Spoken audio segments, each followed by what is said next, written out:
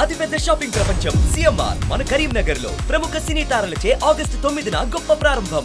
నమస్తే, నేను Keshav. Welcome to Suman TV. ఆంధ్రప్రదేశ్లో ప్రభుత్వ పథకాల పేరు మార్పు ఇప్పుడు ఒక సంచలనాంశంగా మారుతుంది. అలానే మహనీయులకు సంబంధించినటువంటి పేర్లు పెట్టడం, చరిత్ర పురుషులుగా చరిత్రలో ఎన్నటికీ గుర్తుంచుకోదగినటువంటి వ్యక్తుల పేర్లు పెట్టడం అనేది ఆసక్తికరంగా మారింది. అందులో ముఖ్యమైనటువంటి పేరు ఆంధ్రుల అన్నపూర్ణగా పేరొందినటువంటి డొక్కా సీతమ్మ పేరు. ఆమె పేరు పైన పథకాన్ని పెట్టాలి అనేటువంటి ఆలోచన గతంలోనే జనసేన అధినేత పవన్ కళ్యాణ్ చేశారు. దానికి సంబంధించినటువంటి ప్రకటనలు కూడా చేశారు. ఇప్పుడు అధికారంలోకి వచ్చిన తర్వాత దాన్ని అమల్లోకి తీసుకొచ్చినటువంటి పరిస్థితి. మనతో పాటు డొక్కా సీతమ్మ కుటుంబానికి సంబంధించి 6వ తరం వారసులు పవన్, ఆయన భార్య సౌమ్య ఉన్నారు. అసలు డొక్కా సీతమ్మ గారి జీవితం ఏంటి, విశిష్టత ఏంటి, వారిని గుర్తించడంలో ఇంత జాప్యం జరిగిందా, లేదంటే ప్రభుత్వ పరంగా వారి కుటుంబానికి ఏమైనా ప్రత్యేకమైన గుర్తింపు లభించిందా? ఈ అంశాలను తెలుసుకునేటువంటి ప్రయత్నం చేద్దాం. పవన్ గారు నమస్తే. సౌమ్య గారు మీకు నమస్కారం. మీ ఫ్యామిలీ నుంచి అంటే ఒక ప్రభుత్వ పథకానికి పేరు పెట్టడం అనేది గొప్ప వరంగా చూడాల్సి ఉంటుంది. సో డొక్కా సీతమ్మ గారు చేసినటువంటి సర్వీసెస్ గురించి ఇప్పుడు మనం కొత్తగా చెప్పాల్సిన అవసరం లేదు. బట్ దానికి ఈ జనరేషన్లో గుర్తింపు రావడాన్ని మీరు ఏ విధంగా చూస్తున్నారు? అదైతే చాలా సంతోషమైన విషయం సార్ అది. ఎందుకంటే పవన్ కళ్యాణ్ గారు ముఖ్యంగా ఆ పేరు పెట్టడం అంటే మెయిన్ క్యాంటీన్ అన్న క్యాంటీన్ ఇప్పుడు ఎలా ఉంది దాన్ని అలాగే అసలు అన్నపూర్ణ దేవిగా పేరొందిన సీతమ్మ గారిని పేరు పెట్టడం అనేది చాలా సంతోషకరం. ఎందుకంటే ఆవిడ పార్టీ పెట్టినప్పుడే ఆయన ఆ పేరు అనుకున్నారు. అలాగే పథకాలకి ఆ రకమైన పేర్లు పెట్టడం అనేది చాలా సంతోషకరం. ఎందుకంటే నేను వచ్చే జనరేషన్స్కి అయినా భావితరాలకి అది చాలా తెలుసుకోవాలి, ఇన్స్పిరేషన్గా ఉంటుంది. సో అది చాలా గొప్ప విషయం. అంటే మీకేమైనా మీతో ఏమైనా మీ ఫ్యామిలీతో ఏదైనా ఇంటరాక్షన్ కానీ ఈ పేర్లు పెట్టాలని అనుకునేటువంటి టైంలో అంటే ఆయన చాలా కాలం క్రితం కూడా చెప్పారు డొక్కా అంటే మన తెలుగు నేలపైన గొప్ప వ్యక్తులుగా ఉన్న వాళ్ళ పేర్లు అని ప్రస్తావిస్తూ ఉదాహరణగా చెప్పారు. అవును సార్. సో మీ ఫ్యామిలీతో దీనికి సంబంధించి ఏమైనా చర్చలు కానీ సంప్రదింపులు కానీ జరిగినాయా? సంప్రదింపులు అంటే నాకు తెలియలేదు సార్, నాకు తెలిసినానికి. కానీ ఆయన ఒక్కసారి వస్తానని చెప్పారు. అప్పుడు ప్రచారం టైంలో వస్తానన్నట్టుగా వచ్చి అన్నారు. కానీ పాప ఆయనకి ఒంట్లో ఒకసారి ప్రచారం చేసిన ఒంట్లో బాగలేక పవన్ కళ్యాణ్ గారికి ఆయన కుదరలేదు, షెడ్యూల్ కుదరక రాలేకపోయారు పాపం. సో మేబీ ఫ్యూచర్లో ఏమైనా అఫీషియల్గా ఏమైనా వచ్చి ఉంటే అవకాశాలు ఉండొచ్చేమో అని అనుకుంటున్నాను. రైట్. సౌమ్య గారు మీరు ఏమంటారు? మీ ఫ్యామిలీలో అంటే ఆ ఫ్యామిలీలోకి మీరు వెళ్ళారు. సో ఈ క్రెడిట్, ఈ గొప్పతనం ఇప్పుడు అన్ని పత్రికల్లో, మీడియాలో అన్నిట్లో కూడా డొక్కా సీతమ్మ గారి జీవిత చరిత్ర గురించి విస్తృతమైన చర్చ జరుగుతుంది. మీకేమనిపిస్తుంది? నేను ఇంట్లోకి వెళ్ళడం అదృష్టం అనుకుంటానండి. ఎందుకంటే అన్నపూర్ణాదేవి దగ్గరికి వెళ్ళాలి అంటే భాగ్యం ఉండాలి అనే అన్నారు. వచ్చింది, పేరు వింటూ వింటూ పెరిగారు. నేను కూడాను మా ఊర్లో, మా స్వస్థలో అయిన కాకినాడలో కూడా చాలాసార్లు చూస్తూ ఉంటాం మేము. మాకు ఊర్లో విగ్రహాలు పెట్టినప్పటి సంబంధం వచ్చిన దగ్గర నుంచి పేరు గురించి తెలుసుకుంటూ, ఆవిడ గురించి తెలుసుకుంటూనే వస్తూ అంటే మీకు పెళ్లి సంబంధం వచ్చినప్పుడే తెలుసా వారి ఫ్యామిలీ? అంతే అండి. అంటే ఇంటి పేరు గురించి నుంచి అబ్బాయి పేరు చెప్తారు కదా, అప్పుడు ఇలా డొక్కా సీతమ్మ గారికి సంబంధించిన 6వ తరం వారు అని చెప్పారు. అప్పుడు ఆహా అని చెప్పేసి అక్కడి నుంచి విన్నాను పేరు అంటే ఏంటో తెలుసుకుంటూ చదువుకుంటూ వచ్చాను. ఆ తర్వాత ఇప్పుడు ఇంట్లోకి పూర్తిగా వచ్చిన తర్వాత ఆవిడ ఇంటి దగ్గరికి వెళ్ళి విషయాలన్నీ తెలుసుకుంటూ ఆవిడ ఎలా పెట్టారు, ఏం చేశారు అవన్నీ తెలుసుకుంటారు. అంటే మీరు తెలుసుకున్నారా ఇంట్లో అడుగు పెట్టిన తర్వాత ఆమె సేవలు ఎలా ఉంటాయని తెలుసుకున్నారా? అవునండి. ఎవరు చెప్పారు మీకు అవన్నీ, ఆ వివరాలన్నీ? ఒకటి మా అత్తగారు వాళ్ళు చెప్తూ ఉంటారండి, లేదంటే రోజు మా ఆయన చెప్తూ ఉంటారు. మా ఇంట్లో చరిత్ర ఉంది, చదువుకుంటూ ఉంటాం అప్పుడప్పుడు. అంటే ఆమె ఏ విధంగా ఉండేవారు అనే దానికి ఒక చరిత్ర ఉందా ఇంట్లో? ఉందండి. ఏంటి పవన్ గారు ఏంటి అటువంటి చరిత్ర? అంటే చాలా టెక్స్ట్ బుక్స్లో వాటిలో చూసాము. డొక్కా సీతమ్మ గారి పేరు అయితే తెలుసు చాలామందికి, చాలామంది ప్రవచనకర్తలు కూడా ప్రముఖంగా ప్రస్తావించిన పేరు కాబట్టి తెలుస్తుంది. గోదావరి జిల్లాలో అయితే మరీ ముఖ్యంగా ఆ పేరుకి పాపులారిటీ ఉంది. సో ఆమె చరిత్ర ఇది అని స్పష్టంగా చెప్పేటువంటి ఆధారాలు కానీ దానికి సంబంధించినటువంటి వస్తువులు కానీ మీ దగ్గర పర్టికులర్గా ఏమున్నాయి? వస్తువులు అంటే అండి, ఇల్లు అయితే అలాగే ఉందండి. సో నేను పుట్టిన పెరిగింది కూడా అదే ఇంట్లోనండి, పెరిగింది కూడా, చదువుకుంది అక్కడ లంకల గన్నవరంలోనే. ఆ తర్వాత కూడా అండి మేము ఇంకా కొంచెం అది ఒక 150 ఏళ్ళ ఇల్లు కాబట్టి శిథిలావస్థ వచ్చినప్పుడు మా పెద్దనాన్నగారు, మా నాన్నగారు అండి, మిగతా కుటుంబీకులు, సీతమ్మ గారు వారసులు కుటుంబీకులు అందరూ కూడా ఒక తాటి మీదకి వచ్చి ఒక అనుకుని మాట అనుకుని దాన్ని మళ్ళీ రీమోల్డింగ్ చేశారండి ఇల్లంతా. అది ఇల్లును మాత్రం ఏమాత్రం డిస్టర్బ్ చేయకుండా అది ఎలాగ ఇదివరకు ఉండేదో అలాగే చేసేవారు. దానికి సంబంధించిన వస్తువులు అంటే మీకు సరిగ్గా గుర్తులు అంటే మాత్రం ఆవిడ కుర్చీ అండి. ఆవిడ కూర్చున్న కుర్చీ అలాగే ఉంది. అది మేము అప్పటి నుంచి దాన్ని ఏం డిస్టర్బ్ చేయకుండా అలాగే ఉంచాం. ఇంకొకటి భోషానం అండి.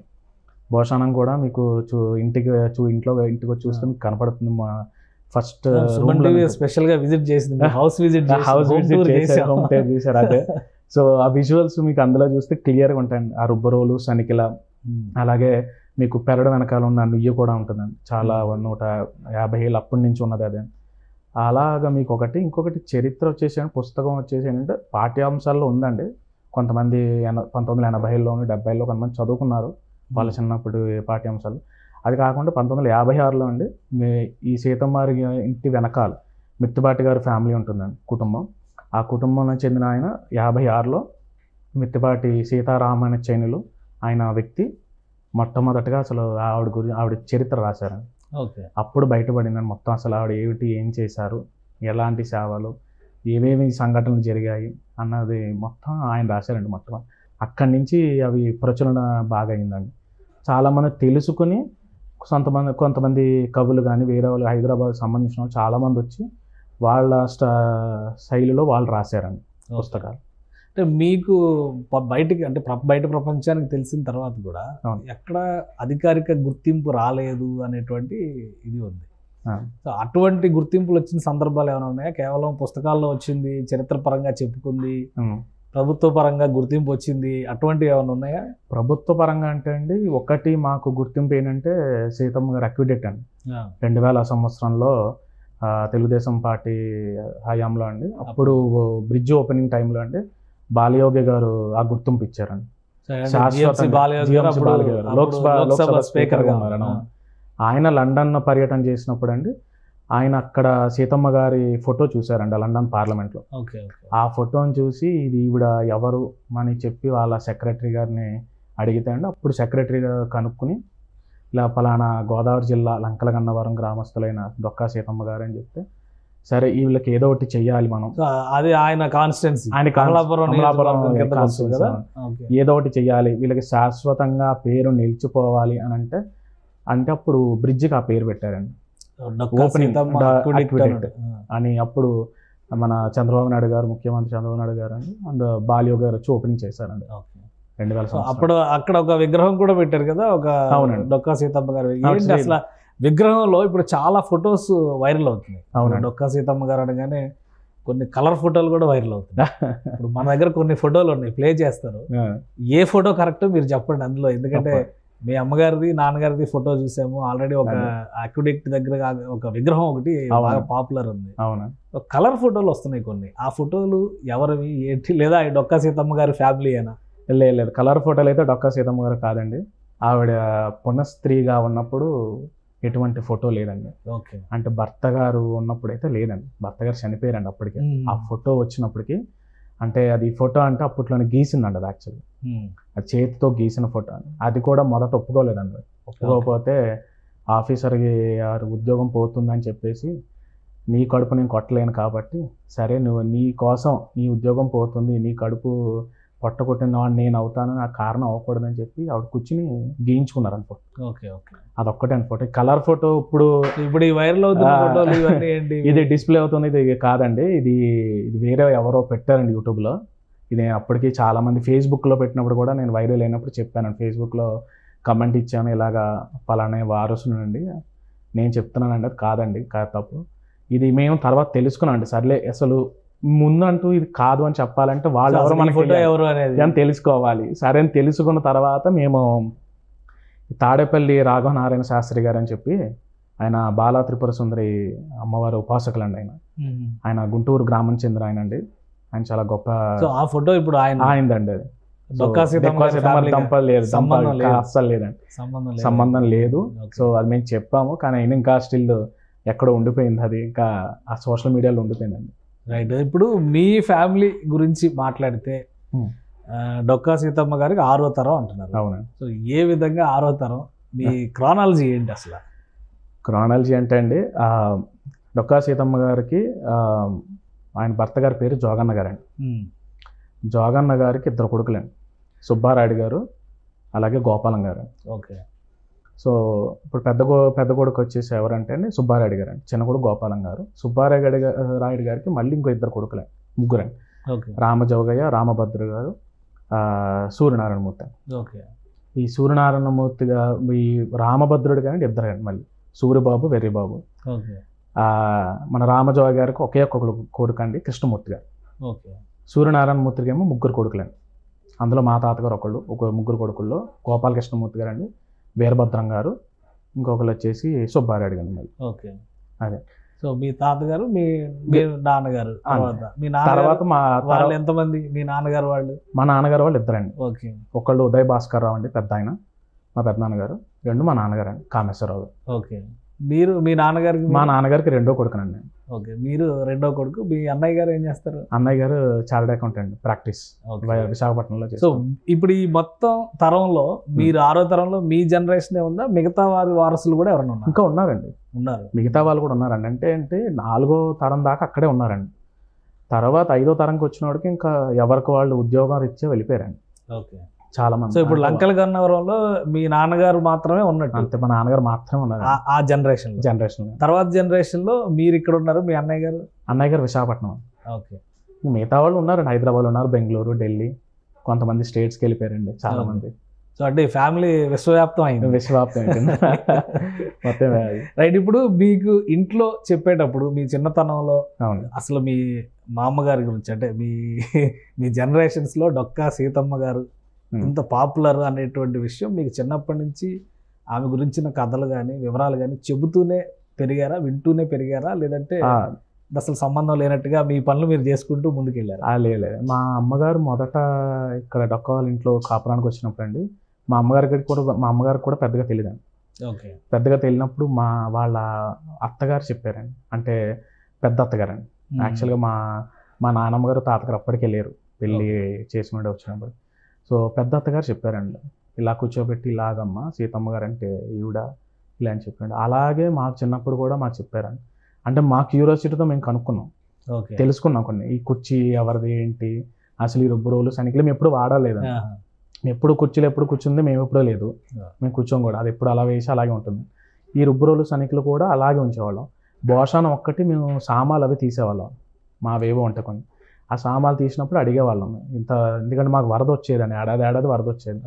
ఆ భోషానం మేము వదిలేసేవాళ్ళం. మిగతా సామాన్లన్నీ తీయాలి అని అంటే అప్పుడు ఇవన్నీ కనుక్కోవడం, అసలు ఇవేంటి అంటే అప్పుడు మాకు అలా స్టోరీలు చిన్నప్పటి నుంచి అలా చెప్పేవాళ్ళు. అంటే చెప్పేవాళ్ళు, ఆమె గురించి చెప్పేవాళ్ళు, తెలుసండి. సో మీరు ఇంట్లో అడుగు పెట్టినప్పుడు సార్ భోషానం అంటే వాళ్ళు ఉపయోగిస్తారు, మిగతా అన్ని మీరు ఉపయోగించే వస్తువులే కదా, మీరు ఏమైనా ఉపయోగించారా? అసలు ఎప్పుడు? అవి కేవలం ఆవిడ గుర్తుల కిందనే ఉంచాము. ఓకే. మాకు ముట్టుకోవడానికి అవకాశం రాలేదు. చూడాలి రేపు పొద్దున ఏమైనా వస్తుందేమో చూడాలి. అంటే అసలు ఇప్పుడు ఆ ఇంటి దగ్గర ఇల్లు స్వరూప స్వభావాలు మార్చారు. సో మిగతా వస్తువులకు సంబంధించి ఒక క్లారిటీ ఉంది. నిత్యాన్నదానం అనేటువంటి కాన్సెప్ట్ ఒకటి ఉంది కదా, ఆమె జీవితకాలం చేశారు కదా. తర్వాత జనరేషన్స్ లో ఎవరైనా కొనసాగించిన పరిస్థితులు ఉన్నాయా? అదేంటే అండి, చాలా మంది అడిగారు నన్ను ఇది. కొంతమంది ఆ డొనేషన్ రూపంలో కూడా ఇస్తామని, ఏదో మీరు చేయిస్తామన్నట్టుగా చెప్పారు కూడా. అంటే మేము డొక్కాలు మా కుటుంబీకంలోకి వస్తాయండి, సీతమ్మ కుటుంబానికి వస్తే మేము ఒకరిని పెట్టే స్థానంలో ఉన్నాం, కానీ ఎప్పుడు పుచ్చుకుంది లేదండి. ఆవిడ తీసుకుందే లేదు చరిత్రలో. ఆవిడ చేసిందండి, అంటే ఏంటంటే వచ్చిన వాళ్ళకి కాదనకుండా చేసింది. అది సమయం సందర్భం కూడా ఉండేది కాదండి. అంటే తెల్లవారుజామున అర్ధరాత్రి ఇంకోటి ఏం ఉండేది కాదండి. ఆవిడ ఎవరైనా వస్తే చాలు, అలికిలాంతర పట్టిన అర్ధరాత్రి పూట అయినా వెళ్ళండి అలాగే పెట్టేదన్నాడు. అందుకని అది కొడుకు దగ్గర మాట తీసుకున్నాను, పెద్ద కొడుకు దగ్గర, సుబ్బారాయుడు గారు పెద్ద కొడుకు దగ్గర మాట తీసుకున్నాడు. ఇది ఆగకూడదు నాయన అని చెప్పి ముందు ఆ భర్త గారు చనిపోతూనే కొడుకుకి మాట చెప్పారు, మీ అమ్మకి అడ్డుకు రాకు, మీ అమ్మ ఏ చేసినా నువ్వు అడ్డు రాకు. ఎందుకంటే మనం ఇంట్లో ముఖ్యంగా ఆడవాళ్ళు చేసేదానికండి పెద్ద సపోర్ట్ ఎవరు ఉండాలంటే మగవాళ్ళు ఉండాలండి ఖచ్చితంగా. అందులో ఆయన మెచ్చుకోవాలండి. ఆయన ఏనాడు అడ్డు చెప్పలేదండి, ఏ చేస్తున్నా కూడా ఏనాడు ఏ సందర్భంలో ఆయన అడ్డు చెప్పలేదు. ఆయన అందుకని అలా చేశారండి. పెద్ద కూడా చేశారు, 3వ తరం కూడా. 4వ తరం వచ్చినప్పుడు మా తాతగారు వాళ్ళు చేసినంత వరకు వాళ్ళు చేశారండి. వచ్చిన వాళ్ళకి ఏదో ఒకటి వాళ్ళు తినకుండా ముందు పెట్టేసేవారు. అంటే మీకు అంత వితరణ చేయాలంటే కూడా కొద్దిగా ఆస్తిపాస్తులు ఉండాలి కదా, మరి వాటి లెక్క ఏంటి, ఎంత మిగిల్చారు, ఎంత ఖర్చు పెట్టారు? ఆవిడ ఉన్నప్పుడు ఉండేదండి. ఆవిడ ఉన్నప్పుడు అయితే ఆస్తి బాగానే ఉండేది, ఎందుకంటే జోగన్న గారు సంపన్నుడే, ఆవిడ బాగానే ఉండేదండి. కానీ మెల్లిమెల్లిగా ఒక్కొక్కటి దానంగా చేసిన తర్వాత, అంటే అన్న రూపంలోనే కాకుండా ఏదైనా ఎవరైనా వచ్చి అమ్మ నేను నా కూతురు పెళ్లి పెట్టుకున్నా కూడా ఏదో బంగారం రూపం ఇచ్చేయడం, చిన్న ఏదంటే పుస్తలు ఇవ్వడం, బంగారు సూత్రాలు ఇవ్వడం, అలాంటివి చేయడం, మెల్లిగా ఆల్మోస్ట్ వాళ్ళకి ఇంకా ఆస్తి మొత్తం కరిగిపోయిందండి, ఏమీ లేదు. కానీ మీకు వచ్చేసరికి అసలు భూములు మీ నాన్నగారి హయాం, మీ తాతగారి హయాం మా తాతగారి హయాంలో కొద్దిగా ఉన్నట్టుందండి, అది కూడా అమ్మేశారండి, అప్పుడు తక్కువ రేటుగా అమ్మేశారు. మా నాన్నగారు వచ్చినట్టుగా ఏం లేదండి. ఓకే.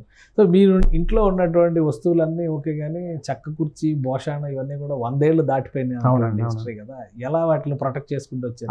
అది చెప్పాలంటే మా తాతగారు మా నాన్నగారే చేశారండి నా చేసినది. ఎందుకంటే అది ఎవ్రీ టైం దాన్ని ఏమంటారు పాలిష్ పెట్టడం కానీ ఇట్లాగా, అది ఆ ప్రొటెక్షన్ అలాగా ఆయన వాళ్ళే చూసుకున్నారండి, మా పెద్దవాళ్ళు ఎప్పటికప్పుడు జాగ్రత్త తీసుకోవడం.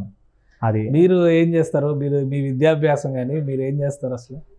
నా విద్యాభ్యాసం విజయవాడలో అయ్యిందండి. నేను కాస్ట్ అండ్ మేనేజ్మెంట్ అకౌంటింగ్ చేశాను, ప్లస్ కామర్స్ బీకామ్ చేశానండి. ఓకే. అండ్ నేను 2016లో కాగ్నిజెంట్ టెక్నాలజీస్లో ఫస్ట్ జాయిన్ అయినండి. ఆ తర్వాత 2020లో అప్పుడు ప్రజెంట్ స్విస్ బ్యాంక్లో చేస్తున్నాను. ఓకే. Financial controller. హైదరాబాద్లోనే ఉంటారు? హైదరాబాద్ నుంచే చేస్తాను. హైదరాబాద్ నుంచి. మీరండి, మీ విద్యాభ్యాసం కానీ అరేంజ్డ్ మ్యారేజ్ అన్నా? మాది అరేంజ్డ్ మ్యారేజ్ అండి. నేను గీతం యూనివర్సిటీ వైజాగ్లో ఎంఎస్సి మైక్రోబయాలజీ చేశానండి. ప్రస్తుతానికి ఖాళీగా ఉన్నాను. ఇంట్లో ఉన్నారు? ఇంట్లోనే. సో ఇప్పుడు ఈ స్టోరీ అంతా విన్న తర్వాత గవర్నమెంట్లు డొక్కా సీతమ్మ గారి పేరు మీద పథకాలు పెట్టడం, క్యాంటీన్లు పెట్టడం, వీటన్నిటి గురించి వస్తున్న తర్వాత మీకు ఏమనిపిస్తుంది?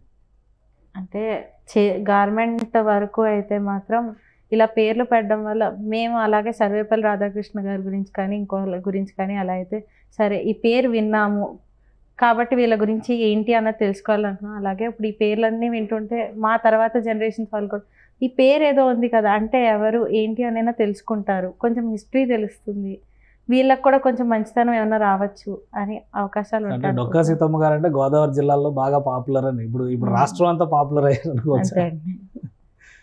మీరు ఏం చెప్తారంటే గవర్నమెంట్ పేరు పెట్టే క్రమంలో వారసుల్ని గుర్తించడం ఇట్లాంటివన్నీ కూడా జరుగుతూ ఉంటాయి. సో మీకు అటువంటి ఐడెంటిటీ ఏమైనా వచ్చిందా? ఇప్పుడు అల్లూరి సీతారామరాజు గారు వారసులు అనగానే ఒక ఐడెంటిటీ ఉంది, ఎక్కడో ఎప్పుడో తరం. ఇది అల్లూరి సీతారామరాజు గారు కూడా మీతో పాటే లెక్కేసుకోవాలి, ఎందుకంటే ఆయన కూడా 1920 ఆ టైంలో జరిగినటువంటి ఉద్యమం కాబట్టి అన్నమాచార్య వారసులను కూడా గుర్తిస్తున్నటువంటి పద్ధతి ఉంది మనకి.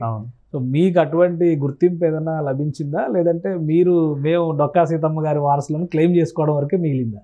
క్లెయిమ్ అంటే ఏం లేదండి, అంటే అది తెలియందేం కాదండి అందరికీ. సో మాకంటూ అది ఇల్లు ఉంది, సో మా కుటుంబీకులు ఉన్నారు, అంటే మేబీ ఎవరో కుటుంబాలు లేక ఆ ఇల్లు అయ్యో మనం వదిలేసాము శిథిలావస్థకు వచ్చేసింది ఎవరో పట్టించుకోవట్లేదంటే మేమేమైనా వచ్చి మేము కొంచెం అయ్యో సార్ ఇది మాది అని గుర్తించడానికి అడుగుతాం.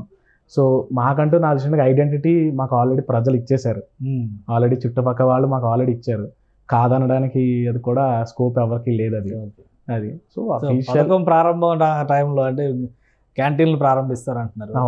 పవన్ కళ్యాణ్ గారు వస్తా అన్నారు అని మీరు ఇందాక చెప్పారు. అవునండి, ఇప్పుడు నాకు తెలియదు మరి. సో అటువంటి వాటి మీద ఏమన్నా అఫీషియల్ కరస్పాండెన్సెస్ ఏమన్నా జరిగినాయా మీతో కానీ మీ పెద్దలతో కానీ? మా పెద్దలతో ఏమో నాకు తెలిసినందుకు లేదనుకుంటండి, నాకు తెలిసినందుకు లేదు, అయితే కరస్పాండెన్స్ అయితే లేదు.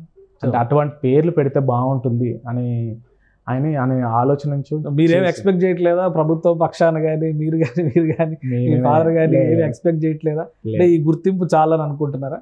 మాకు పర్టికులర్గా మాకైతే పెద్దగా ఇది లేదు సార్, అది మాకు ఉన్నది ఆ ఇల్లు ఉంది, అది చాలు మాకు, అంతకంటే ఆమె వారసులు అనేటువంటి పేరు చాలని చెప్పాలి, అంతకంటే మాకు భాగ్యం ఇంకా లేదు.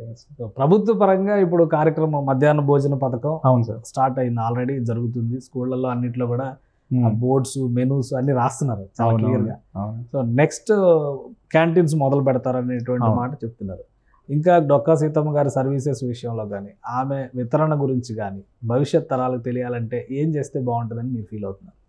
అంటే ఇది ఆల్రెడీ అయితే అండి ఇందులో చాలామంది కూడా అండి మెయిన్ బుక్స్ పబ్లిష్ అనేది బాగా జరిగిందండి. అంటే రీసెంట్ టైమ్స్లో నేను కోవిడ్ టైంలో ఉన్నప్పుడు కానీ అంటే చాలామంది వచ్చేవారు, మేము కోవిడ్ టైంలో నేను వర్క్ ఫ్రమ్ హోమ్ అక్కడే చేసేవాడిని. సో చేసినట్టు చాలామంది వచ్చి కూడా కొంతమంది హైదరాబాద్ నుంచి ప్రముఖ కవులు కానీ ఎవరైనా రచయితలు వచ్చి వాళ్ళ రీతిలో వాళ్ళు పుస్తకాలు రాశారండి, కథనం. అలా చేసి పుస్తకాలు పంపిణీ చేస్తున్నారండి. ఇప్పుడు నా వరకు ఏంటంటే తెలియాలి అంటే ద బెస్ట్ వే ఏంటంటే ఒకటి ఎలాగా సోషల్ మీడియా ఎలాగా అవుతుంది, ఇంకొకటి ఏంటంటే ఈవిడ చరిత్ర అట్లీస్ట్ పాఠ్యాంశంలో పెడితే చాలా బాగుంటుంది నా ఉద్దేశం. ఇంకా బాగా అర్థమైంది, బాగా చిన్నపిల్లలకు బాగా అర్థమవుతుంది, వచ్చే జనరేషన్ వాళ్ళకి అర్థమవుతుంది. ఆ పిల్లలకి ఏంటంటే ఇవాళ రేపు అంతా టెక్నాలజీ బేస్ మీద టెక్నిక్ వెళ్తుంది, కానీ ఇవి కూడా స్టడీ కూడా కొంచెం తెలియాలి అని అంటే మాత్రం ద బెస్ట్ వే అయితే బుక్స్, స్కూల్ బుక్స్లో అయితే పెడితే ఇంకా బాగుంటుంది. ఒక పాఠ్యాంశం కింద 2 లైన్ల కింద పెట్టి చెప్తే బాగుంటుంది అనేది నా ఉద్దేశం. సో మీరేమనుకుంటున్నారు, ఎలా చేస్తే ఇంకా ఆమె గురించి భవిష్యత్ తరాలు తెలుసుకునేటువంటి అవకాశం ఉంటుంది, ఇంకా ఎక్కువ పరిశోధనలు జరిగే అవకాశం ఉంటుంది, మీకు ఎలా అనిపిస్తుంది? అంతే అండి, లెసన్స్లో చాప్టర్స్ కింద పెట్టాలి, అన్ని లాంగ్వేజెస్లోకి మార్చి మరి పెడుతూ అవి ఒక మారల్ స్టోరీ బుక్స్ మనకి పంచతంత్ర అవి ఇంతకుముందు వచ్చేవి, అలా మారల్ స్టోరీస్ కింద చేయొచ్చు. అలా చేస్తూ కంటిన్యూస్గా పేరెంట్స్ అన్న వాళ్ళు వెనకాలే చెప్పడానికి ఆప్షన్ కింద ఇస్తే బాగుంటుంది అనిపిస్తుంది. అంటే ఈ మధ్య ఈ ట్రస్ట్లు అవి వస్తున్నాయి కదా, అన్నదాన ట్రస్ట్లు అట్లాంటివి వస్తున్నాయి కదా, మరి డొక్కా సీతమ్మ గారి పేరు మీద అలాంటి కాన్సెప్ట్ అయితే మీరు తీసుకునే ఆలోచన చేయట్లేదా? యాజ్ ఆఫ్ నా అయితే మా పెద్దలకు కానీ మాకు కానీ ఎవరికి లేదండి ఆలోచన, అంటే ట్రస్ట్ వరకు లేదండి మాకు ఆలోచన. మీరు ప్రభుత్వం చేసేదానికి సహకారం అందిస్తారు తప్పకుండా. థ్యాంక్ యూ పవన్ గారు, థ్యాంక్ యూ అండి సౌమ్య గారు.